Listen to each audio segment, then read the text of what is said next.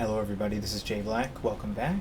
Today I'm going to be flying out the G.56 Italian 6.3 Super Prop in a common situation that you'll find yourself in a lot of aircraft at this tier, fully up-tiered, fighting against early jets and the like Frankenstein monster attack aircraft like the A2D. In this situation, I'm down to just myself against this team of six, and I'm not only outnumbered but outclassed, really. If any of these players take their time and they coordinate against me, they'll have me back to the hangar in seconds.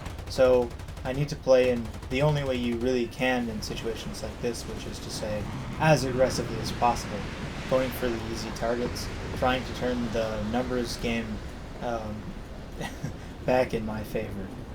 That F-80 is going to extend his F3Ds on me. I'm going to turn into him, try and deny the shot angle, use my turn rate, turn into this F-80A, and as very often the case in situations like this, the only way you're going to win is if your opponents ram each other. Now the 1v6 has turned into a 1v3, and my confidence is returned. I'm going to try and fight an F-80 on equal footing, turn back, deny the shot, and he extends. Now realistically, while the G.56 does have a slightly better turn rate than the F-80, in every other metric you're completely outclassed, not only in this plane, but in most other planes at the battle rating.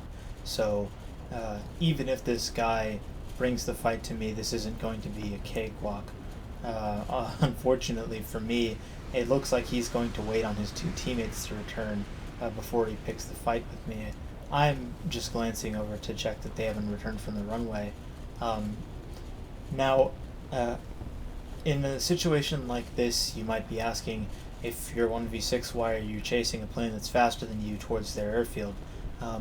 And I know it's the inclination of a lot of players to play near the airfield, or to play passively and try and wait out the tickets in numerical disadvantages, but in my opinion, when your opponents do have large numbers, they tend to play a little bit more aggressively, a little bit more riskily, and sometimes that leads to situations where F-80s will just turn in front of you because they think that you're easy prey, or their teammates will come and bail them out of situations like this.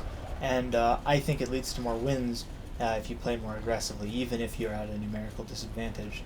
The second that you play passively and your teammates, or excuse me, your opponents start using their numerical advantage to coordinate and attack you in groups, then it's over. But if you take the initiative, then you have at least one advantage over your opponents. Here, I'm just waiting out the two that are now taking off from their airfield. I don't want to get too close to the AA cover, but I also don't want to stay too far away, and since they're both in planes that are faster than me, I'm going to use the time that I have to just establish an altitude advantage and wait them out. F-84, it's the air spawn. A2D just took off, is going pretty slow, so it's obvious that the priority for me has to be the jet here. If I let that guy get away, he'll be darting around the map at 900, and as I'm down on tickets, the game is probably not winnable. The A2D, on the other hand, is a ground strike aircraft. It's still very potent. If he decides to 1v1, he can use his speed, energy trap me. It does have very good flaps. It does have 4 ANM3 cannons. They're very deadly, and he can still give me what for. He is still, however, the lower priority to the jet.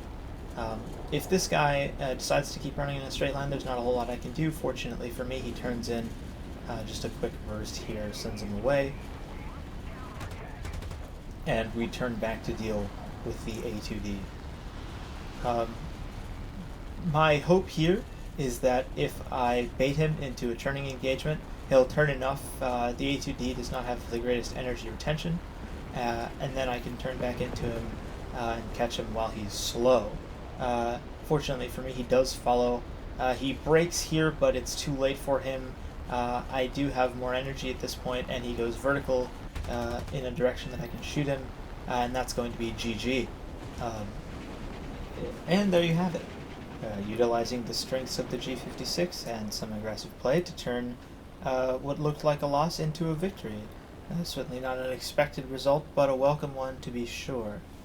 Thank you all for watching my video. I'll be back with more content like this on Sundays, and I'm going to start a new series on Wednesday where I talk about squadron battle games. Again, hope you're all having a great Sunday, and I'll see you next time.